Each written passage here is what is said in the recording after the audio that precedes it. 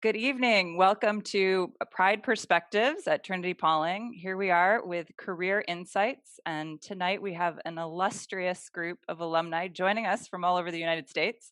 So this group, we probably would never get to this group together on campus, so we feel really lucky. One of the silver linings of the pandemic is being able to do things like this and have you all together online this evening. Um, just a couple of housekeeping items. If you have questions throughout the program, please feel free to put those in the chat box and we'll try to get to as many as we can. We've had some questions posed in advance and we've tried to include those in the program this evening. But first, I just want to start off by saying thank you to these gentlemen on the call who are taking time out of their day to share their experience, both at Trinity Pauling, their experiences at Trinity Pauling, and in their career, share those experiences with our greater group of alumni, students, and parents and prospective students. We feel really lucky to call you alumni of our school, and we're proud of you and proud of the successes that you've had, and we just want to say thank you for sharing those with us tonight. So Headmaster Taylor is on tonight. He's going to be the primary MC of the program. Before I officially turn it over to him, I'm just going to go around and ask everyone to introduce themselves. And I'm going to start with Chris Ambrose, class of 1980. Chris, can you share who you are, what your career is, and how you ended up at Trinity Pauling with the group? Happy to do it. Thank you for having me. We're just thrilled to be doing anything we can to support Trinity Pauling. My name is Chris Ambrose. I'm a commercial real estate broker in Washington, D.C.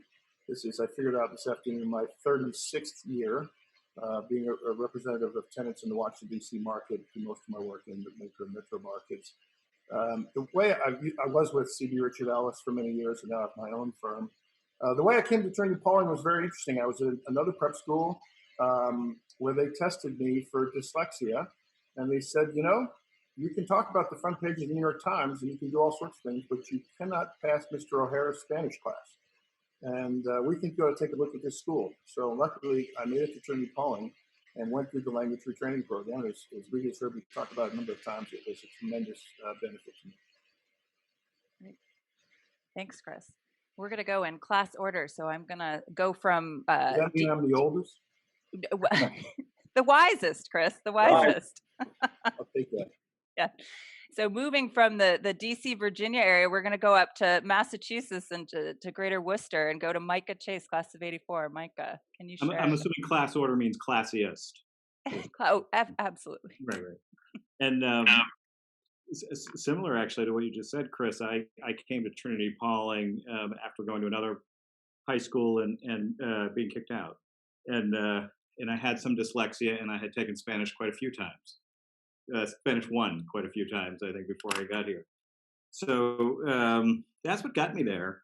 And when I was there, it was co-ed. They were just bringing in girls. I don't know if they had any, Chris, when you were there. But when I left, there were... We had 20 girls. You had 20. Okay. When I left, there was 2 in my class and 2 in the class after, and that was about it. So my background, after Trinity Pauling, I studied artificial intelligence at University of Rochester and worked out in Silicon Valley for a few years, and then started a printing company because obviously that's where artificial intelligence would lead you. With my dad, he had started a printing company, and I joined him, and so I was with that company about 25 years and sold it 3 years ago. And in the meantime, started 2 other companies. So I guess starting companies is what I've done. Right now, I have some real estate and investments, and I'm teaching at a local university. Thanks, Micah. And the only women on campus today are those of us who work or live here. So I don't know if that's news to your ears or disappointing, but moving on to Cal in Atlanta. Cal. Regan, good evening, and good evening, everyone. And as Chris said, real pleasure to be here and a real honor. With respect to how I found Trinity Pauling, I think Trinity Pauling found me. It was a great opportunity for me. I grew up in South Georgia. I had never seen snow before, And so I was quite a fish out of water, to put it mildly. We had looked at a lot of boarding schools for my junior year and senior year, up and down the East Coast, everywhere from Woodbury Forest to Episcopal near Washington D.C., where Chris is. And I found Trinity Pauling and fell in love with it immediately. And it was just the right place for me at the right time. And it was my calling, and it was just a real great way. While I was not dyslexic, I certainly needed a handout and needed a lot of structure and a lot of help. And went from Trinity Pauling to Wake Forest, where I had a great experience there. Then worked at the White House for several years, and then went to law school. And so today, for the last 25 years, I've been a public company M&A lawyer based out of Atlanta, with an office in New York as well. And so look forward to talking about that as we go through tonight. But again, great to be here. Look forward to the discussion. Thank you, Kyle. So now we're gonna journey up to Minnesota, where we've got Brad, who we decided he's in the coldest place of those of us on the panel tonight. So Brad, That's right. It was negative 46-degree wind chill this past weekend, negative 25 air temperature, and that is cold. So I guess how I found Trinity Pauling was probably a little more simple. Was that I lived in North Salem, New York, which is right down the road, and we drove by, the campus all the time, heading up skiing my entire life, and always, saw the teams outside, playing soccer or football, and always had a desire to go there. So, I was fortunate enough that my parents supported me going there, and it was still a great decision. I mean, I will talk about this later, but the friends I made at Trinity Pauling are still, some of my best friends today. So, and as far as career wise, I'm currently the chief strategy officer at FireEye, which is a cybersecurity company. And yes, we are the ones who just found the big SolarWinds breach. We are the only company to have found it. So it's been a crazy past 3 months. But prior to FireEye, I've had a number of different CISO jobs. So the CISO stands for Chief Information Security Officer. So responsible for cybersecurity for companies. I was the CISO prior to this at Target, and I came in after their breach, just to be clear. And then prior to that, I was a global CISO for General Motors, and prior to that, I was a global CISO for GE. So I think I've been a CISO for as long as the title has actually existed. So super exciting space, and look forward to chatting with everyone tonight. thank you, Brett. Thanks for keeping us all safe out there, our information safe. That's Try. appreciated, right? And that probably applies to healthcare. I'll turn to Osei in Nashville, who we decided was also very cold right now. So what did you say, Osei? We were in the low 20s, so unusually cold for us. Cybersecurity absolutely is a big issue for us. I came to Trinity Pauling. I went to a junior boarding school in Western Massachusetts, and I'm a New York City kid. It was the sticks, and my agreement with my mother was I'd get closer to the city. And Trinity Pauling was that. I think it was the Metro North ride back to New York that was less than an hour and a half. That was the first selling point. And then it was just a community that embraced me in so many ways that it was the perfect fit. So it's one of the most special places to me to this day. I started out working in government, and I got put on a healthcare assignment when I was working on Capitol Hill and fell in love with it. I worked in hospitals as a volunteer, but I got opportunity to merge healthcare and policy and government together. And currently I work for the American Hospital Association as a regional executive in the New England area, but I've worked for a number of for-profit healthcare companies and academic medical centers. So that's where I am. And I failed to mention Osei. Osei is on our board, started off as a young alumnus trustee and then returned a couple of years ago. And we're thrilled to have him as part of our board of trustees. Thank you for your service, Osei. Thank you. And everyone else. And turning to Joe in New York City. Joe, how are you? Hi. Thanks for having me. Thanks for having me tonight. So I arrived at Trinity Pauling by means of a scholarship program that unfortunately no longer exists through the Boys Club of New York. It was a private placement program. So, I came with the intention of, playing basketball, and that would be my primary focus. But obviously, my scope was broadened as I arrived, and I quickly learned track and field and cross country, and as well as the importance of other pursuits that we'll discuss later down the line over the course of this call. But so the Boys Club of New York placed me at Trinity Pauling. And from there, I went to Wesleyan University in Connecticut. After Wesleyan, I started working for Guggenheim Partners, which is a global asset management firm. And I've been there for just shy of 15 years. Thanks, Joe. And we're lucky to share an alma mater, Joe. So I and that's like right. I forgot to right. mention. Yeah. No need to mention, but it's always a point of pride here. So absolutely. Now I'm going to turn it over to Bill, who's leading the school through this most interesting time that we're in this year, and will also be leading the conversation tonight. So, Headmaster Taylor, I turn it to you. Thank you all again. Thank you, Regan, and special thanks to all of our alumni who are joining us on this call, and alumni and friends of the school who are watching the webinar either this evening or later as a recording. We're happy that you're spending time with us and to learn more about the school.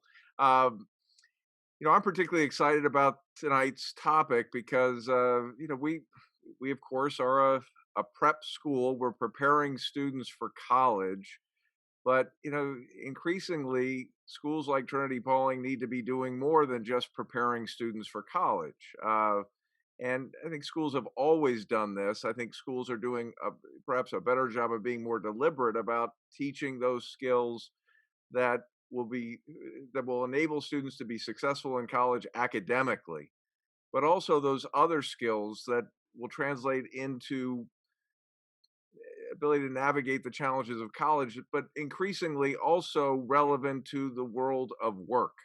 And so we've been very deliberate about focusing on those skills.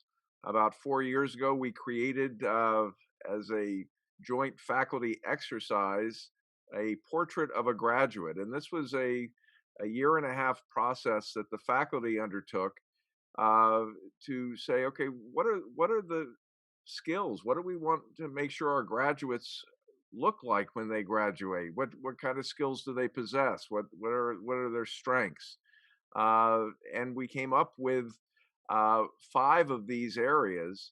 And what we do with these 5 areas is then to work backwards and to say, okay, how am I as a teacher of 9th grade algebra working to advance these skills? Or how am I as a JV soccer coach or a varsity lacrosse coach or the leader of the newspaper? How am I working to advance these skills in the work that I'm doing with these boys here who are learning at Trinity Pauling? And these 5 areas of a portrait of a graduate include critical and creative thinking skills.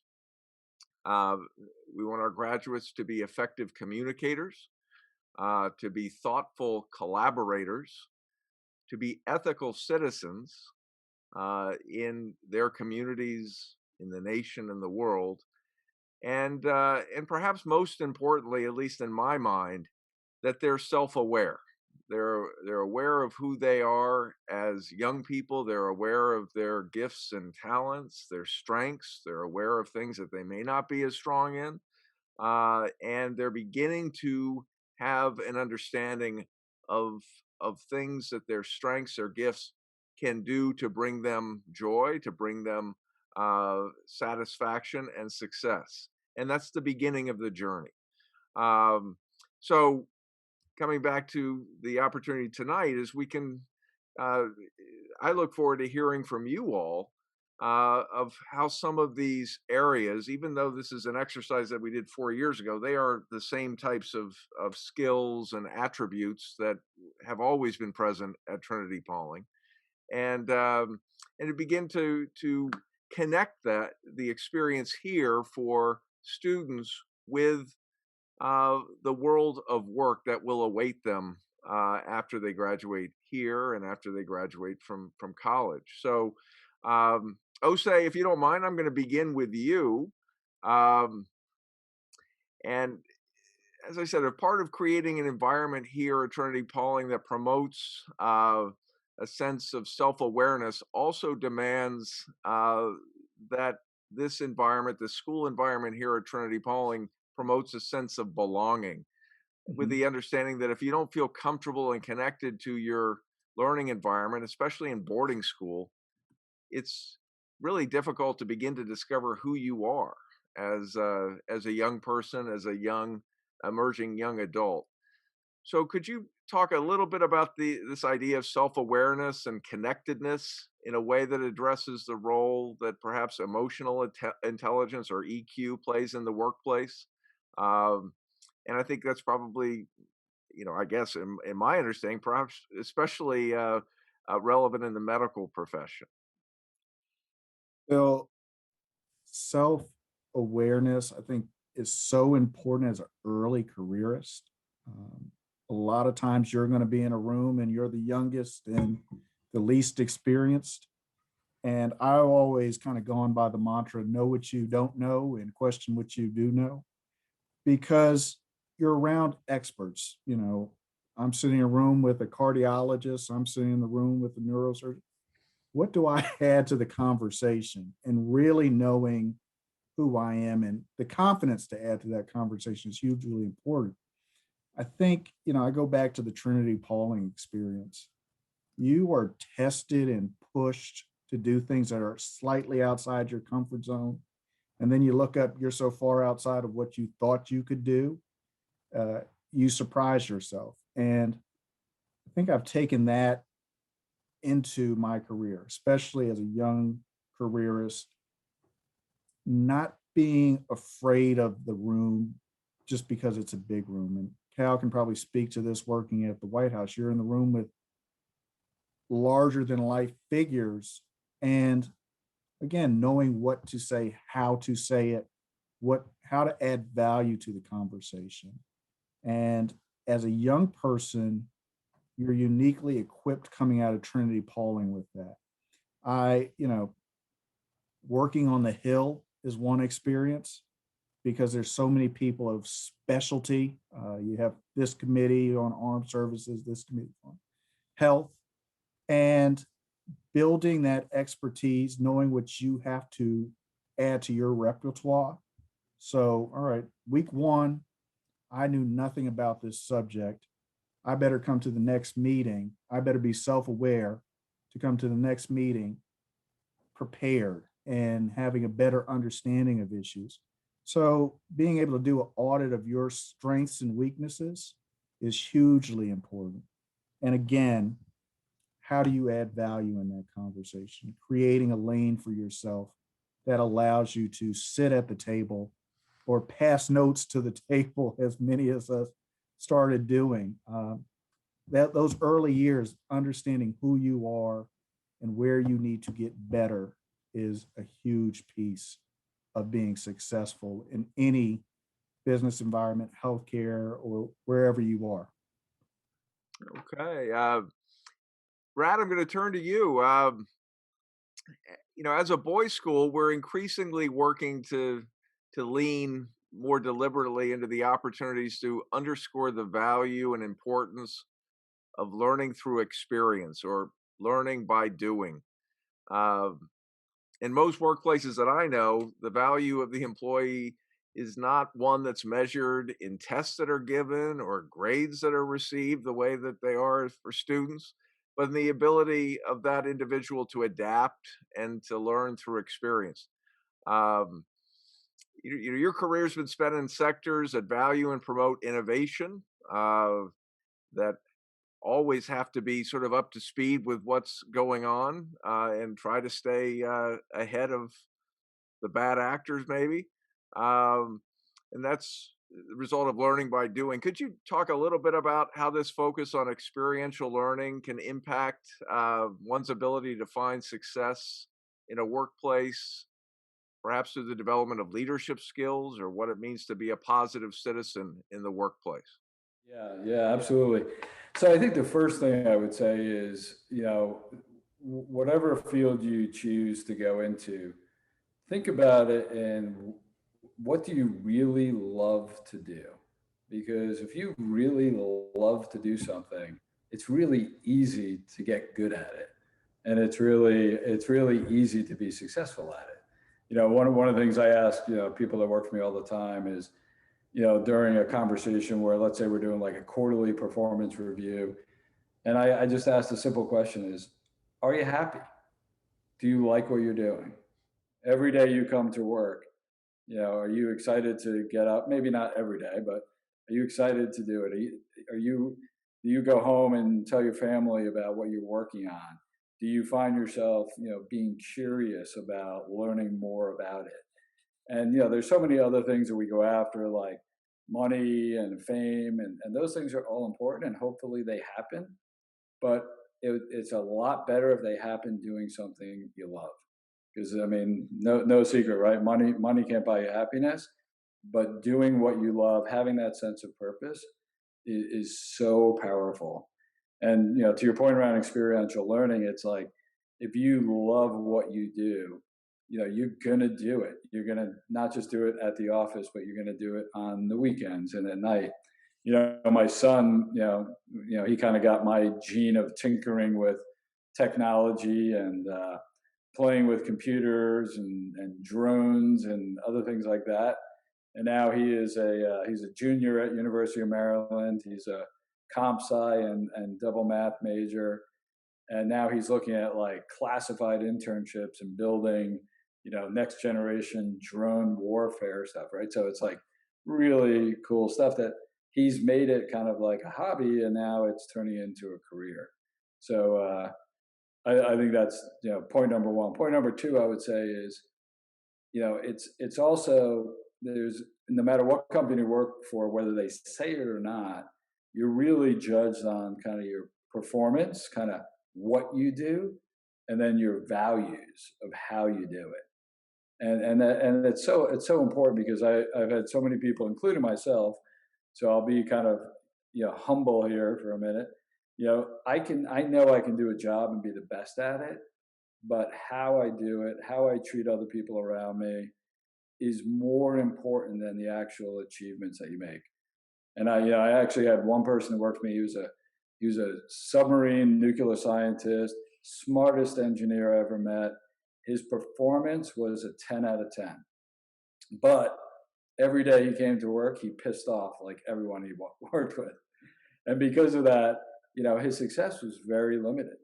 And, once he learned that, how he worked is just as important of what you do, and loving it was like a complete game changer for him. Yeah, yeah. What you were saying about finding what you love to do. It's that old adage, do what you love to do, and you'll never work a day of in your life. Exactly. Uh, and then your point on how you do things. We talk about this with the boys here all the time. That you can, with our focus on effort, for example, you can Yeah. achieve at a high level, but if you're kind of a jerk in class, or you're not doing it in the right way, you're not going to get the top effort mark, and And your achievement is separate from your execution. yeah, it's funny. I never made that connection between kind of performance and values with TPs, kind of academic grade versus effort grade, but you're absolutely right. That's exactly right. Okay, Joe. Um, we were just talking about sort of the importance of self-awareness, and we're talking about the ability to gain an understanding of their gifts and talents through that process of self-awareness. Uh, just as important, though, is a process for the students for them to begin to get a deeper understanding of what what may not be their strengths or what does not give them energy or sense of joy in their lives. You work with many clients, and the role of relationships and communication is essential in your field of work, as it is for all the others on this panel. Could you talk a little bit about how such self-awareness plays out in the work environment that you've experienced in yourself and in others, particularly as it relates to building and nurturing relationships? Yeah, absolutely. Thank you. Thank you. It's a great question. Self-awareness is something that I actually, it's something not to be redundant, but it's something that I think about often. It's once you hit a certain level in your career, I think self-awareness and being able to manage your, your qualities and the things that you struggle with more so, but being able to manage and work on those things, become critical in terms of your success, later down in your career, later down the line in your career. But self-awareness is highly important on every level in terms of when it comes to day-to-day business. It matters in your email communication, in your phone conversations, in your Zoom calls. Back to what Brad was saying, it translates in both effort and performance. Self-awareness, probably is likely one of the most important determining factors of whether or not you're going to be successful in your role or not. You have to know your limitations, but more importantly, you also have to understand that you constantly have to push yourself to new limits. I think challenging yourself today is more important than ever, especially in a post-COVID world where people's roles have just changed overnight and will continue to change as we progress through this new landscape. And back to your point, and back to the concept of self-awareness is, I think, becoming more interesting and more thought about and more discussed. It's something that I've always cared about very much. And I think, just having attended Trinity Paul, I likely learned almost all of that while at school. Just given your exposure and your experience to different people of different cultures, of different socioeconomic backgrounds, demographics are vast. So I was fortunate enough to gain all of that by means of my experience at Trinity Pine. You mentioned your interest in basketball, especially when you arrived here, and I certainly remember you on the basketball court. But the most vivid memory I have of you in athletics is not basketball; it's cross country, and the look of determination on your face when you head up the hills of the cornfield. And so that when you mentioned cross country, that was the image that came right back into my mind. Yeah, determination. Those are great memories. Ones that I think about all the time. And determination is a key word there. For me, I was 100% effort. I was all effort. Nothing ever came easy to me. I had to work twice as hard for some reason, but that still continues today. So that has helped me differentiate myself within the workplace. Hard work, day in and day out, consistency. Those are the principles I learned at school. Great, thank you. Chris, I'm going to pivot to you because you're in a highly competitive industry like the others here. Could you talk a little bit about how the school's focus on effort and perseverance has influenced your success in the competitive commercial real estate industry in Washington? Happy to, and just to parlay on to everybody else's thoughts. The one thing about coming to Trinity Pauling, and I'm just phrasing this for folks who aren't in our environment, who weren't in our classes, when you got a C and you got was it a 4 or 1, or I forget how exactly went for the effort, and Mr. Hutchinson gave you a good old, you did all right, and we all remember the Hutch. That makes a big difference. It's a different environment than the school I had left. I'd been at Woodbury Forest, which was a completely different environment, a great environment, but it was not focused on how to build that, one, your effort, but two, to show it's important in the community. You're talking about running up through the cornfields with Joe. Being in the community 24 hours a day and seeing that effort by your other team members and seeing them at dinner and having that part of the effort be part of the community, I think is invaluable at Trinity Pauling. How it reflects on my business is when they say no for the 13th time, you call them the 14th time. We all remember that, and we all remember the only people who actually are still in the room now are the ones who called the 14th time. And then Osei was talking about a little bit about being in the room, self-awareness when you're first in. The one thing about Trinity Pauling I thought that really made a difference for me is because we were able to go to house dorm member this or house member that, or the dorm master, or go to your whatever class it was at night at 5 o'clock on a Sunday, at 4 o'clock in the afternoon, and walk up to them and say, you know what? I don't know how this works, but I sure want to try to learn how it works. Can we talk about it so you can tell me how it works and I can get a better grade or a better effort? It makes you comfortable looking for a mentor in your professional field when you get out in the professional field. You're not the scared guy who came from, and I only speak for myself, who came from college and everything was academics, and now you're thrown in and you never talked to any professor and you didn't have a mentor. Trinity Pauling taught you how to accept what a mentor can teach you, and then the effort you put in, I think, parlayed into my career. And it was very, very helpful for me. Great, thank you. Cal, you came to Trinity Pauling from the South, as you said, at a time when there probably weren't many Southerners here. In your position in your law firm, you're in a highly relational business. You're also working to provide mentorship to young lawyers in your firm.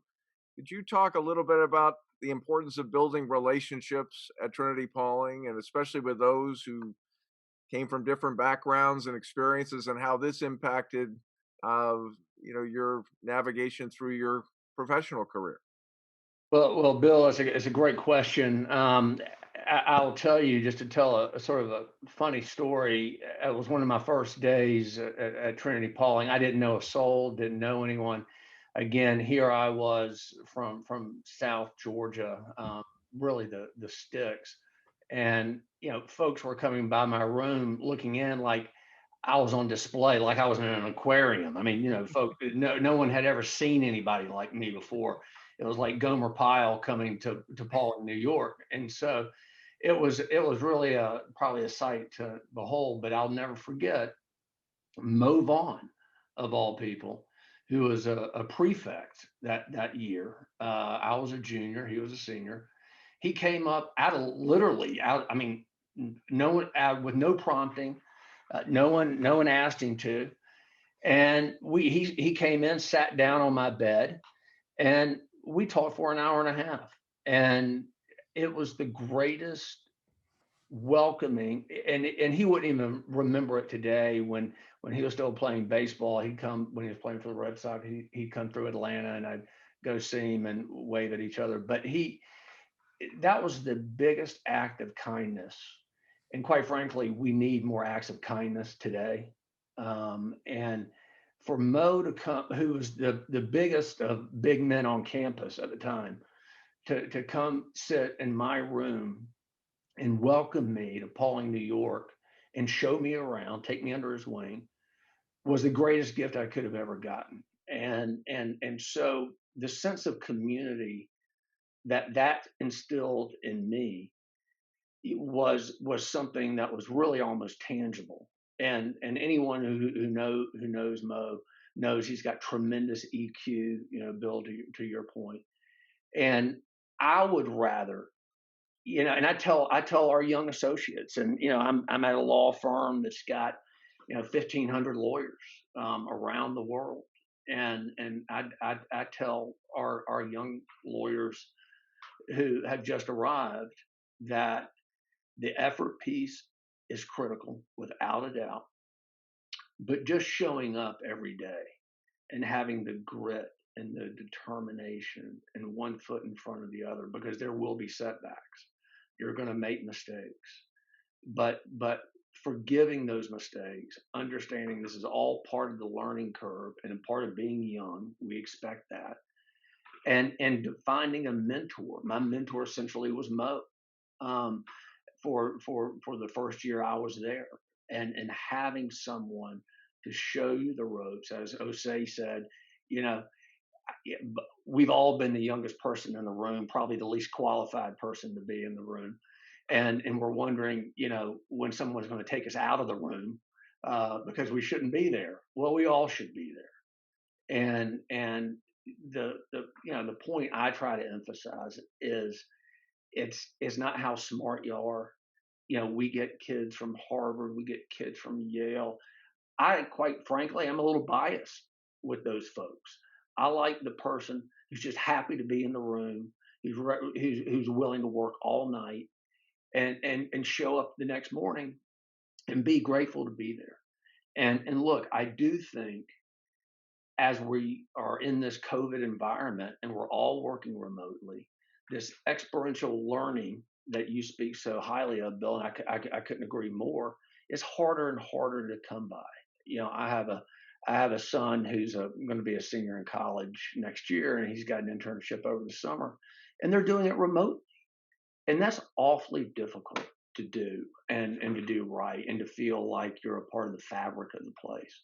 And so what I'm challenging, again, our young associates and, the folks I come across, is to say, look, pick up the phone. And no offense to Brad, but technology can only take you so far. Pick up the phone and call folks and say hello, introduce yourself. Don't hide behind an email or a text. We need a little more human connection. And that's certainly what I got out of TP. You mentioned COVID and the challenge of not necessarily having the opportunity to be together to share those experiences in the workplace and so forth. We understand that at Trinity Pawling, it's that community that is such a vital and vibrant part of this learning experience that that really drove our work to make sure that we could open in August and get students back here on campus. And then even when the virus was starting to escalate, in the holiday season, there were a lot of some schools that just said, okay, we're not going to open in the winter. It's and we said we've got to figure out a way to do this because if we don't, if we're remote for 2 months, there's a killer. It's a killer. It is, and especially for what this school can offer in its experiential but also exponential value of the learning. There's a rub-off effect when you can, be in the same room and collaborate and exchange ideas, and the rapidity of that. And I feel, and I'm worried about it, quite frankly, with all of this Zoom stuff we're doing now. As good as it is, we need to get back together and we need to be nice to each other. Yeah. Those would be my 2 takeaways. Collaboration only works in the room. There's no 2 ways about it. I don't know if you all are following anything. Walker and Dunlop, a big mortgage banker firm here in Washington. Bill, sorry to jump in, but Willie Walker is a very innovative guy. He said collaboration happens in the office. When we can go safely back to the office, we're going back to the office. And he just made a commitment. He's actually taking the other part of where Marriott headquarters is moved in Bethesda, and it will, I think, come back. I hope, but I think Joe's right. It's going to be a little. It's going to be a different environment. So law firms, et cetera, are going to be a little different. So it'll be interesting to see how it turns out. You know, we can't gather in the chapel, and the dining hall only has 2 chairs per table in the dining hall. But we do chapel in the fall. We did chapel in the quad or in the front lawn, and you know the kids float out into the quad for chapel. In the winter when it's cold, we're doing it Zoom. But you know we have close to 300 people on Zoom for a 20-30 minute chapel. So even when it's remote, the kids, and we have some kids who are logging in from China, they yearn for that connectivity. And to your point, Cal, it's not the same when you're doing chapel on Zoom, but they know this is temporary, and we're going to hold on to this important aspect, because when we're back together again, this is what we value. And these were and these will be the same boys who, you know, would complain about going to chapel at 8 o'clock, and next year they will too. But but you know, there is intrinsic value to that opportunity to being together and learning in that generative way together. You know, if I could, this is Brad, if I could just offer some balance feedback, and I agree. I mean, if I'm on another Zoom call, no offense to tonight, but I'm going to go crazy. You know, I can't wait to get back to work. But I also think there's like a glass half full version of this as well. I mean, we have advanced, you know, collaboration, you know, digitally, you know, probably a decade of if we hadn't had this situation. So I do think there is some exciting parts that are going to come out of this. You know, a lot of companies are going to allow you to work from wherever you want, and you know they're shifting to more of kind of a. You know, I worked at Booz Allen Hamilton for a few years as a consultant, and in that model, we spent all of our time at customer sites, or we were back in the office and we were kind of hoteling, right? So we didn't have like a permanent office, but you had that kind of flexibility to work, you know, at customer, at home, or you know, kind of back at home base. And I think that same flexibility now, because we're definitely not going to go back to where we were, but I think it will be, you know, somewhere close with it, with that a little bit of adaptation.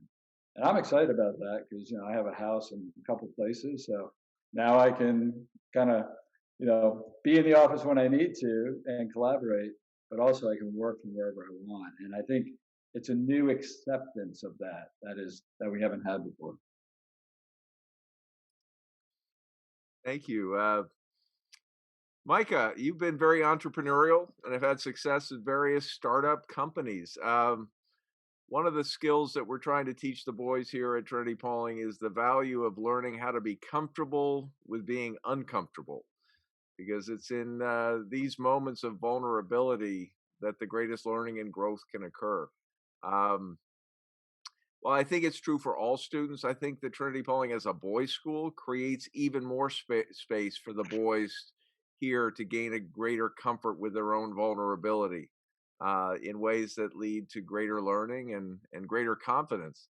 Could you speak about the role of vulnerability and the creative aspect of leadership and entrepreneurship in your experience, Mike? Sure. You know, the things that everybody's said so far are definitely a big part of it. The treating people right, the values we learn there, the working together. Trinity Pawling made us uncomfortable a number of times, pushing us to the limits. I remember classes with Ted Nealon, Zeus, who spent a week on the first words of Moby Dick, "Call me Ishmael," and I remember coming out of one of those classes, he made me sweat so bad. He was really arguing, and just one of the hardest classes of my life, moments in my life. And then going down to dinner, he pulled up in his car slowly, stuck his head out and said, "Nice job, Chase." And it like made my day, So there were so many times, and I was certainly on the fields, and so many times dances, Trinity Pawling put us in really uncomfortable positions. And we just had no choice but to deal with it. And that grit that you guys spoke of earlier is a piece of that, and the being able to trust your brothers. You know, my class is really tight also. We get together a lot, and we talk a lot, and so that brotherhood, all of those things combined, so that, you know, there were moments. You know, I started my first business, started it a little bit out of college, then I went away, and then for a couple of years, then I started it. So I was pretty young, and there were lots of situations where I thought it should go a certain way. My background was artificial intelligence. I saw technology changing. The internet was coming. And that really affected what we did, printing wedding invitations. And so we would start on a path and everybody would be yelling at me, can't do this, don't do it that way. You know, my father, who was a mentor to me, you know, salespeople, retailers who gave us our money. You know, 3,000 retailers got pretty upset at me, but it was at Trinity Pawling where I learned to just kind of stop, listen, be able to talk to myself, have an conversation with myself, think it through, and then say, geez, if logically this is where I think it comes out, and I'm willing to put in the effort, and I think I'm capable, go for it. So those were really, really hard things to do in the face of everybody saying no. But at TP, we'd practiced that so many times, and that really worked out. And we grew dramatically through many changes. This also, I just want to mention, this also worked in the reverse. I've had 3 very successful businesses, but I've had one that wasn't as successful and had to shrink. And we had 100 employees, I think, and we had to figure out, you know, do I keep going? And everybody in that business I was in wanted to keep going. Let's keep trying, just do better service. And I could see this isn't going to work out. And to have the discipline to have that conversation with yourself and say, this thing you've poured a lot of effort into, you've poured your heart into, but to be honest with yourself and say, I don't see how that's going to work. And then have the values to step back and say, well, so what do I want to happen to the people who are relying on this, the other employees, the people whose products we're selling, the people who were giving us product that we owed money to, and being able to measure it in a way that we paid everybody, and I called it people in different industries to say, do you have positions for my people? Here they are. All of that came from, I believe all of that came from the things that everybody here talked about tonight. Sense of values, you know, brotherhood, that it's more important to have humanity than to just win in that particular instance. All of those things really have served me incredibly well, and I'm grateful for the 4 years at TP. Thank you. I got a bunch more questions I could ask, but I know, Regan, we've got questions that have come up in the chat. So why don't I let you ask some of those questions, and if there's time, I'll circle back with the ones that are on my mind. We have a question that just came in through the chat, so maybe we'll start there. This is from one of our young alums, Nick Yaman, who's out in Seattle right now. Hi, Nick. We're excited to have you on. Nick asks, Brad mentioned the nuclear sub-engineer that frustrated his peers. Any advice on working with coworkers that you may butt heads with? For example, an overbearing boss. Anyone want to take a stab at that? Yeah, so I guess I would say, to keep it really simple, well, let's see, dealing with, you're talking about something different. So dealing with difficult coworkers, I would say, hold your cards close, right? I think it's having thick skin and that EQ to, if someone's being a jerk or overbearing, let them be initially, and don't reciprocate that same behavior. Kind of hold your ground, listen if, they're making comments you don't appreciate, just don't react as much. And, and the flip side of that is the thing that made the kind of this engineer, I hope he never hears this story, but I probably said too much already, but the thing that made him successful was, I tried so many, I took so many management and leadership classes over the years, and I tried different ways to coach him because I really believed in him. And when it boiled down to it, what I told him was, you have to get people to like you, right? If they don't like being around you, they're not going to want to work with you. And no matter how smart you are, no matter how good you are at what you're doing, if you don't respect people, if you don't listen when they're speaking, if you don't appreciate their perspective on something, it's not going to matter. So if they don't like you, and the funny part about that was he wrote up his kind of performance review and comments back to me and his plan for the next kind of cycle. And he actually wrote in there and he said, "Get people to like me." And I'm like, okay, I think you took it a little too literally, but he got the point. And I will tell you, I won't say who he is, but he is a very successful leader. And I honestly, I would go work for him today because he completely turned it around. And he jokes now. He said he wrote on a little post-it paper and put it on his computer, and he said, "Likeable." And he just always remembered that simple little lesson. Regan, if I can jump in on that one, I've had unique experiences working with doctors, and God bless them, but they're a different beast. And it took me a minute to absorb and to understand. I think, Brad, you said their perspective. And so, I had an afternoon meeting with the doctor, and I don't want to call that person a jerk, but was an interesting meeting. But I stepped away and I thought about their day. They started the morning with 3 surgeries. And I had boiled that down to our meeting and me. So like Brad said, you need to step outside of yourself and consider others' experience. What happened to them that day? And this doctor was amazing. Surgeon was in somebody's body, fixing them for the first half of the morning, then had lunch with me to talk about a contract where, you want to be paid more. But you got to come to the table understanding that there's always a different voice than yours. And I think that with difficult individuals, understanding their perspective and also what they bring to the table and creating a balance there is hugely important. I would say, I'm going to jump in, Bill. I think that's an awesome point. And the other thing I would tell you for a young person, I only speak for myself, is in the beginning of your career, don't take it personally. It's not personal. It's business. You've been at Trinity Pauling, you've had a close community. You may have been in a college at a close community. The people you jump in your first career with, they may or may not have experienced that, and you try not to take it personally. It's just keep it on the business level, and I think it's much more acceptable and/or more easily taken in a difficult time. And this is Joe, just to give you a short-term potential solution to your problem with your direct boss. Kill them with kindness, right? That you're not going to win that battle. And to Chris's point, don't take it personal.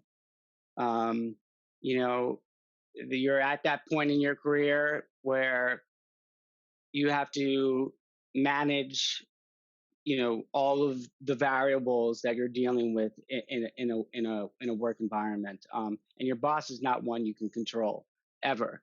So so in terms of short-term solutions, although you want to put yourself in their place, at the end of the day, it's still really hard to come to terms with someone you fundamentally disagree with on a particular matter. So as a short-term solution, respond with kindness, and that'll generally take you in a better place together and as an individual. If I could throw one more in, a lot of answers to one question was, I've noticed that if you can listen, suspending your judgment on it, and repeat back to them what you've heard, and no judgment after that. Don't try to change the point, but just let them know that you heard them by saying it back to them. It takes 10 degrees right off. And if you leave it there and come back another time, often they've loosened up quite a bit. Great advice, guys. Cal, do you have anything to add to that before I go to a question from your classmate? Go ahead. I do not. Let's keep going with the questions. These are great. All right. Well, good. David Bolduck, I believe, is a classmate of yours down in Florida. So David chimed in with a question. His question is: out of the 5 areas regarding a portrait of a TP graduate, do you feel being ethical in all things is the driving force for the other 4? Sounds like a law school exam question. Right? So that's a tough one. Clearly, you've got and look, it goes to what this group was saying with respect to dealing with a difficult boss. You've got to have a foundation of ethics. Period. Hard stop, and everything sort of grows out of that. So I think certainly, and Bill may be in a better position than any of us are, since he really helped develop those 5 points. But clearly, having a strong sense of right, wrong, and what drives you, and again, doing the right thing. I mean, if you just break all this down and keep it simple, it's really not that hard. We all know the differences between right and wrong. And we all know what it's like to live in a community and be part of the fabric of the community, and to continue to support one another in that, and sort of the good of the and the good of the whole. I think it's Hillary Clinton wrote a book that it takes a village, and she's exactly right. And it does take a village, and it takes everyone playing their role. And some people are a better left tackle than the wide receiver, right? And everybody has a role to play. And if everybody plays that role well, and there'll be days you don't want to play that role, but it gets back to the grit and the determination and just showing up. So clearly, all of this, as I say, sort of at that base, it comes out of right and wrong and ethics, and again, having just an innate sense of the good of the order and the good of the community. And I think if you just keep it simple to that principle, all this other stuff becomes a lot easier. Thanks, Kyle. Now we have a question for Joe from Chris DeMaria. So I don't know how many of you know the DeMaria brothers. They're strong in New York City, and they were strong at TP too. So Certainly. from Chris, we have Chris says, like you, I don't just get things. I have to work twice as hard to fully grasp ideas, concepts.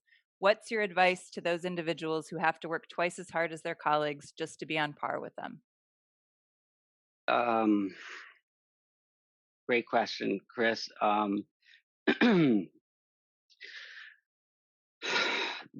short answer, and I'm not sure if it's the best answer. You have to ask yourself, how bad do you want it? Wherever you are within whatever industry you may be in.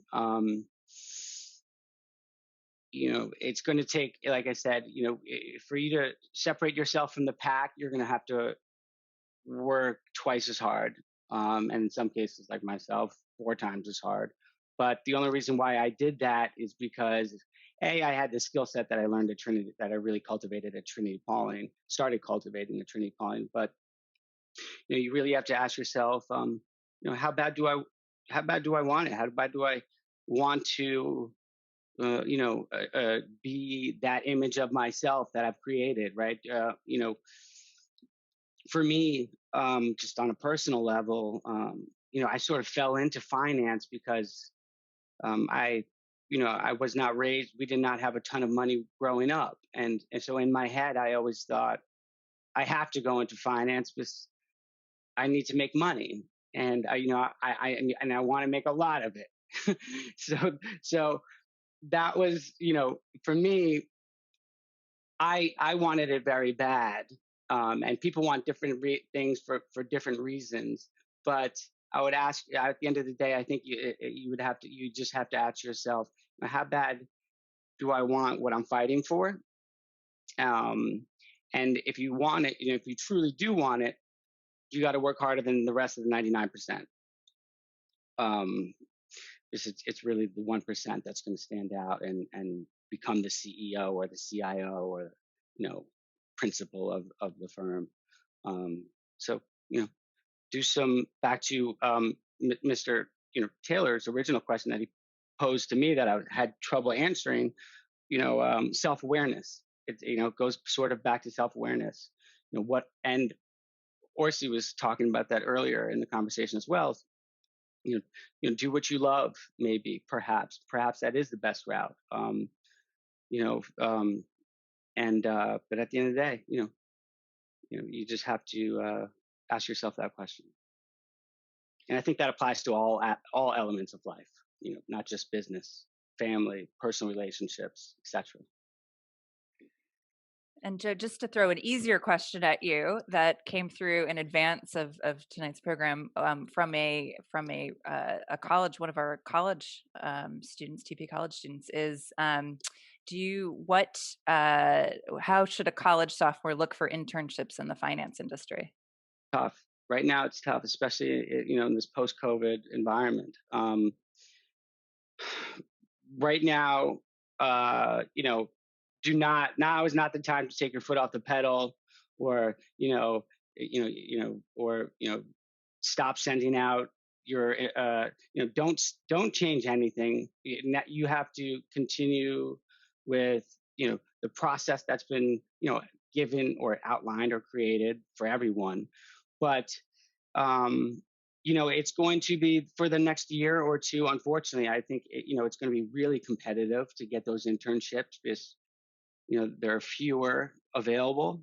Those opportunities are going to bounce back in terms of volume. But this is where I think personal relationships are really going to play a role. You tap those resources. Make that 14th phone call, like Chris was saying earlier. It's going to be hard. It's harder than ever, but it's completely possible. Just email me after the call and I'll help you out. How about that? That's a better answer.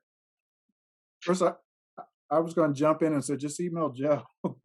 But to that point, also, I think I look around the squares on the screen here and I see 80, 87, 84, 88.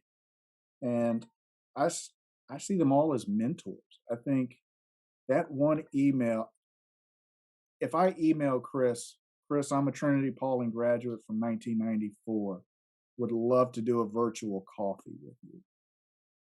I am 99% sure Chris Micah would say yes. And the graduates of this school are the greatest resource for the students and the folks coming behind. And Joe, I didn't mention you as a mentor, but a mentee.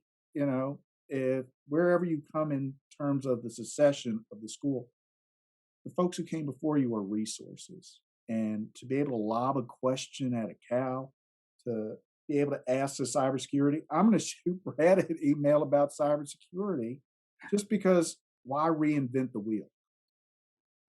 You took the words out of my mouth. Brad's become the rock star on this call already. Brad, I need to call you over the next day or so.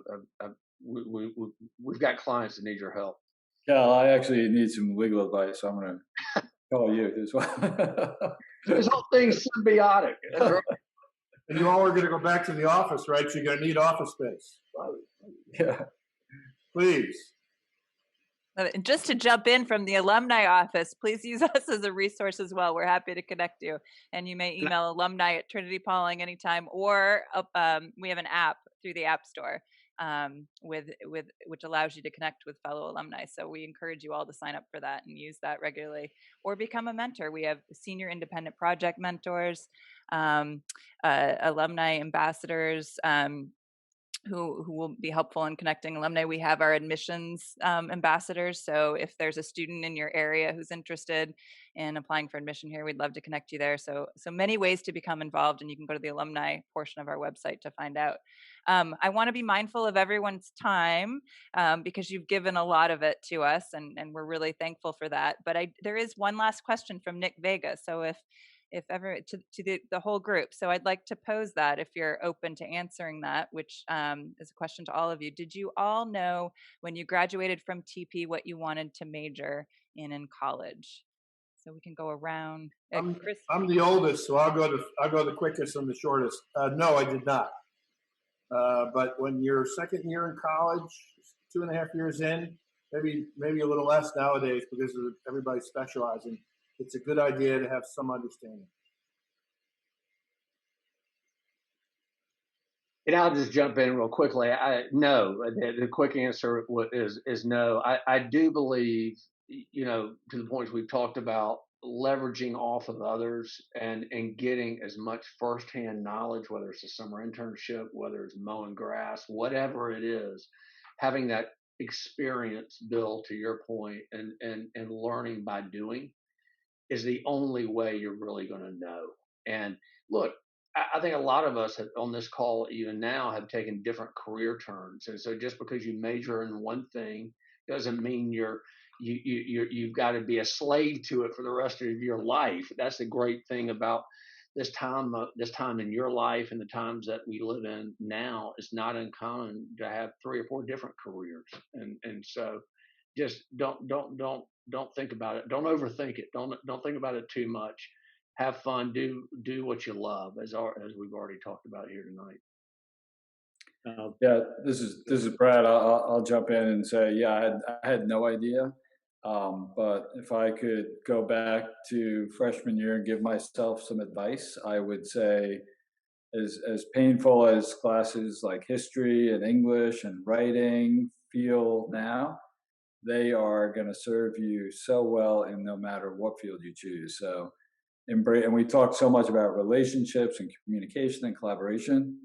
And, something like history might not seem important if you're going into technology or whatever it may be, but it is critically important to have that well-versed, well-cultured, the basics of, being in the workforce. So pay attention, work hard at that, because you will look back on it and be glad you did. Yep. And I'd say the same. No idea what I was going to do when I was going into college, and what I studied was, artificial intelligence. Had little to do with wedding invitations, but it definitely, I was able to use what I learned. I think you always are. The really important stuff is what we learned. The critical thinking part that we learned at TP has carried me consistently through my life. Whereas the specific stuff, especially now where we're going to have multiple careers.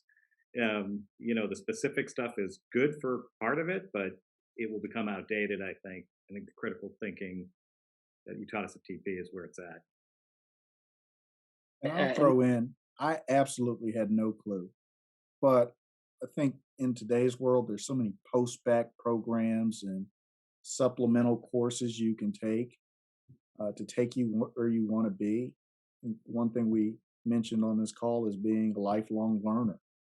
So I have taken a finance course recently, and to build up those skills. So college is hugely important, the course you take, but don't pigeonhole yourself saying, I need to be a doctor, I need to be a CEO. You can come at it multiple ways. And just to build off exactly what she was saying, you're not going to get pigeonholed if you major in one thing and it turns out you're passionate about something else post graduation. At Guggenheim, we hire people across every industry and space you can think of: economists, analysts, engineers, psychologists. Quite literally, we I don't think there's a profession that we do not employ upon. I did not personally know. Actually, I thought I knew. I entered Wesleyan as an econ major, and I changed my major 2 months later to American studies. So to Brad's point, I think the liberal arts education is more important today than ever, and you'll be surprised how your skill set, whatever path you choose, where you will find application later down the line. And Reagan, I have to say, I'm so sorry. Mr. Reed, I forgot to say art. That was one of my favorite classes at TP, and the curiosity and history that it taught me serves me well today.